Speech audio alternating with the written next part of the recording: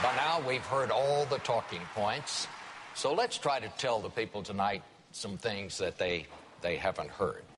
A couple of days ago, Senator Obama was out in Ohio, and he had an encounter with a guy who's a plumber. His name is Joe Wurzelberger. Joe wants to buy the business that he's been in for all these years. He looked at your tax plan, and he saw that he was going to pay much higher taxes. Joe, I want to tell you, I'll not only help that you buy that business that you worked your whole life for, I will not stand for a tax increase on the small business income of owning their own business. That's what Joe believes.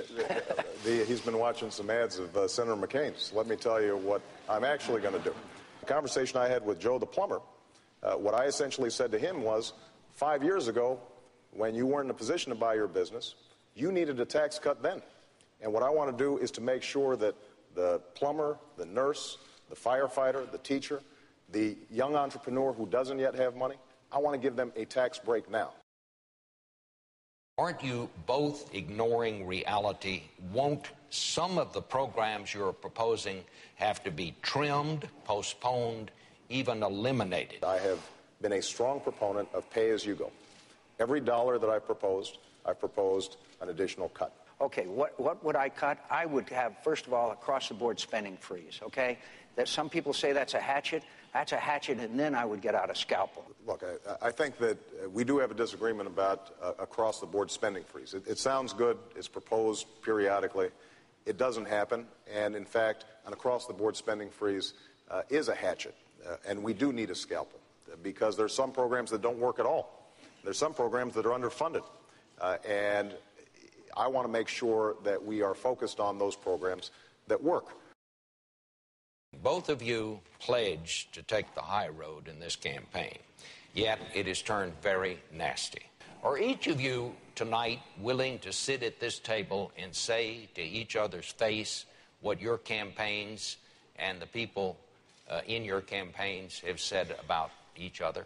Mr. Harris, I don't care about an old washed-up terrorist, but as Senator Clinton said in her debates with you, we need to know the full extent of that relationship. We need to know the full extent of Senator Obama's relationship with Acorn. Your campaign gave $832,000 for quote, lighting and site selection. So all of these things need to be examined. I'll respond to these two particular allegations that Senator McCain's made and that have gotten a lot of attention. Let's get the record straight. Bill Ayers is a professor of education in Chicago. 40 years ago, when I was 8 years old, he engaged in despicable acts with a radical domestic group. I have roundly condemned those acts.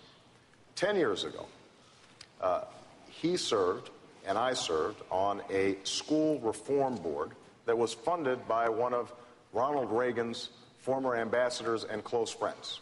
Mr. Ayers is not involved in my campaign. He has never been involved in this campaign, and he will not advise me in the White House. So that's Mr. Ayers. Now, with respect to Acorn, Acorn is a community organization. Apparently what they've done is they were paying people to go out and register folks, and apparently some of the people who were out there didn't really register people. They just filled out a bunch of names. Had nothing to do with us. We were not involved. The only involvement I've had with Acorn was I represented them alongside the U.S. Justice Department in making Illinois implement a motor voter law that helped people get registered at DMVs. Allegation that Senator McCain's continually made is that somehow my associations are troubling. Let me tell you who I associate with. On economic policy, I associate with Warren Buffett and former Fed Chairman Paul Volcker. If I'm interested in figuring out my foreign policy, I associate myself with my running mate Joe Biden or with Dick Lugar, the Republican ranking member on the Senate Foreign Relations Committee, or General Jim Jones, the former Supreme Allied Commander of NATO.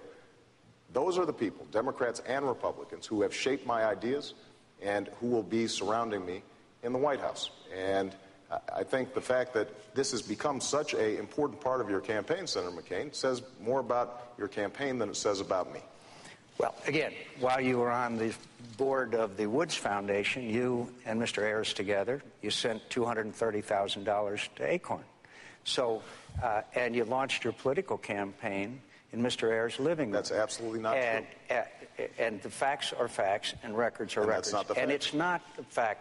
it's not the fact that Senator Obama chose to associate with a guy who in 2001 said that he wished he'd bombed more, and he had a long association with him.